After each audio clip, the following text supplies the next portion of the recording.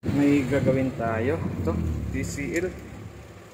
Problema nito, sabi na may-ari ay ayaw pa mag-on. Yun, mag-on.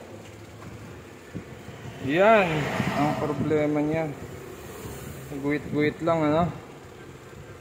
So try na lang natin, kasi kadalasan sa mga ganitong problema ng TCL, pag magkabilaan na yung issue nito ay hindi na talaga nagagawa. Buksan natin, nasa 55 inches TCL ang tatak. Unang sira pa lang niya, sarado pa yung selyo nito. Pero minsan unang sira pa lang, magkabilaan na yung sira ng panel. Kaya try na lang natin. Ito yung model niya, 55 inches. Okay, so ito yung kanyang power supply. Tapos ito naman yung kanyang mainboard. Dalawa yung ribbon papunta sa ating panel or top board. Ang DC to DC nito, dito manggagaling sa mainboard. So gagawin natin dito, hang tayo ng ribbon. Titingnan natin kung may isang side dito na good. Pag may isang side na good, baka pwede pang magawa. Pero pag magkabilaan, sira, bali aayawan na natin. Kasi yung mga ganong problema hindi na rin tumatagal. Magbabackjob lang din pag nagawa man. Okay, susing natin. Okay, so ito, nakikita nyo yung isang side nya ay guwit-guwit lang din, walang display. So ito yung tinanggal natin, yung side na ito. Tapos itong side na to ang nakakabit. Yan, mayroon siyang guwit-guwit, no? So negative, ano? So try natin yung kabila. So bali ito naman yung tatanggalin natin. Ito kakabit natin.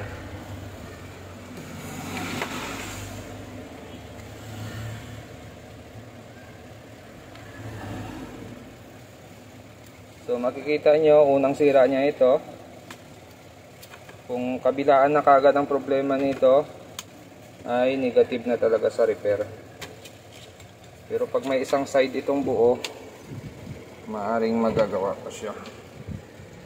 Okay, testing natin ulit. Power on ulit natin.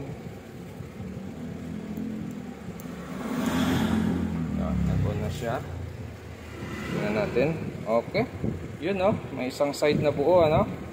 So buo pa yung kabilang side niya. Tingnan natin kung magtutuloy. Yan, nagtuloy siya.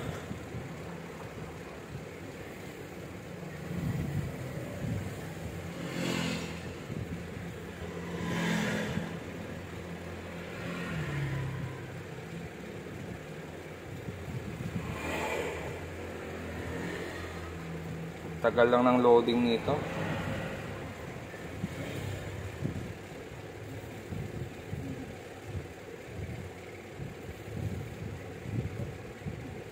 Okay, so yan, may display siya.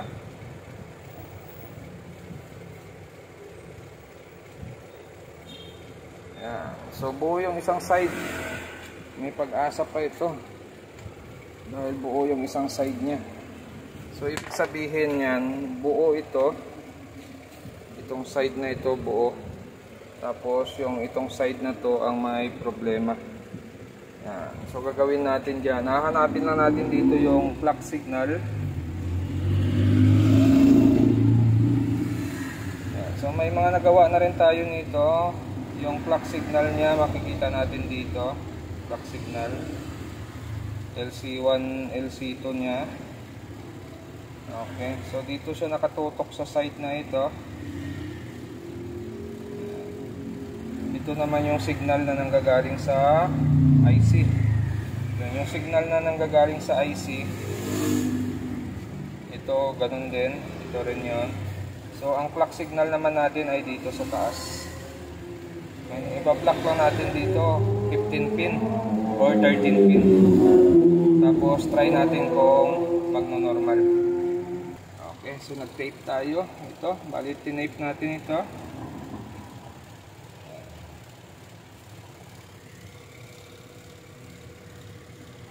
Hello. Mamaya bilangin natin Titingnan muna natin yung display niya kung may pagbabago yung display nito. Yun. So nagkaroon siya ng display, ano? Dahil nag-block tayo doon sa may damage na yon. Pero mapapansin natin dito, ayun, medyo may hairlines siya. Medyo matataba yung hairlines niya. So gagawin natin dyan dahil nagkaroon ng hairlines. Pupunta tayo dito sa pinaka dulo ng top board niya. Tapos lahat ng CKB rito, pagsamahin natin tapos lagay natin sa ground. Titingnan natin kung mapapakinis pa natin yung magaspang banda dito. Okay? Ayan, kita nyo hairline siya. Kapal.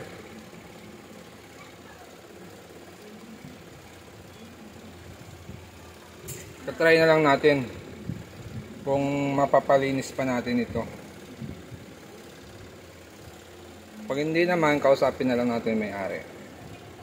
Kasi sa mga ganitong problema, minsan talaga pwedeng kuminis, pwedeng hindi. Try na lang natin. Okay. So ito, check natin kung ilang pin yung tinakpan natin dito bago siya mag-normal.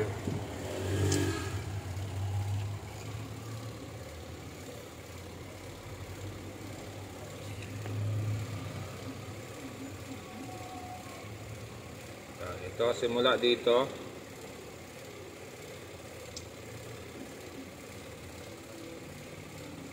Simula dito.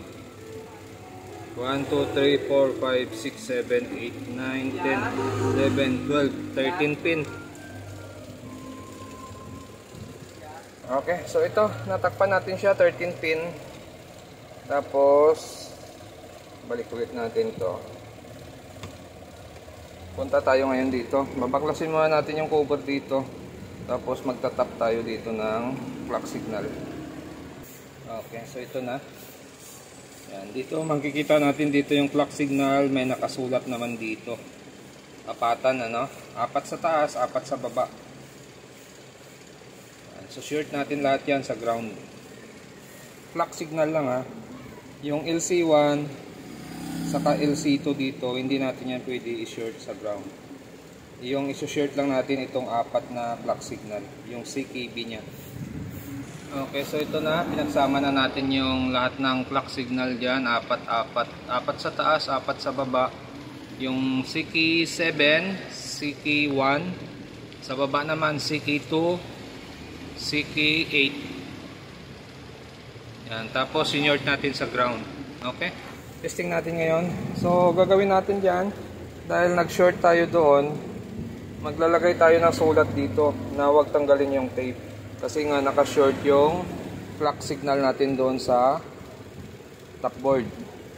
Okay, so yan. Do not remove tape, short, CKB, top board. Okay, mga shortcut lang yung message natin yan. So yan, naka-short dito. Kaya kailangan natin magsulat. Kasi pag pinagawa nila sa iba to, baka tanggalin nila to.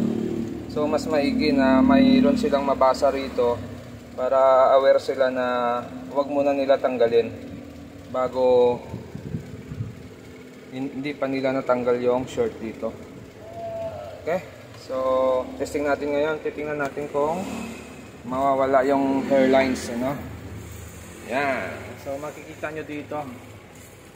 Yan. Nawala yung hairlines niya, no? Pero may naiwan sa dito sa pinakababa. Yun, no? Pinakababa, yung isang lines na yan matingkad. Yan, may isa siyang naiwan.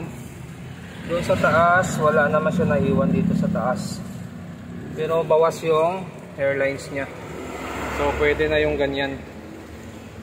Kahit papano ay nabawasan yung hairlines niya. Okay?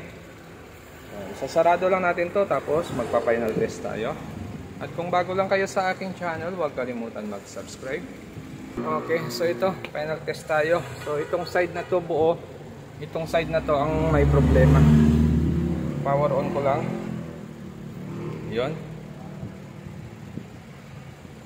Okay, lumabas na si TCL.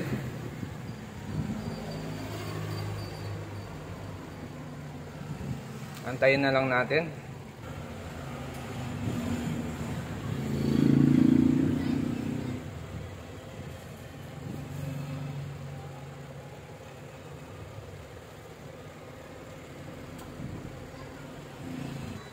Okay. Ayan no. So itong side na to may problema. Ayan. So hindi naman masyadong ano ng hairlines niya. Ayan. Mayroon siya pero manipis na. Hindi kagaya kanina ang kapal ng hairlines niya. Okay na. So hanggang dito lang yung video natin. At kung bago lang kayo sa aking channel, huwag kalimutan mag-subscribe sa susunod ulit natin na video.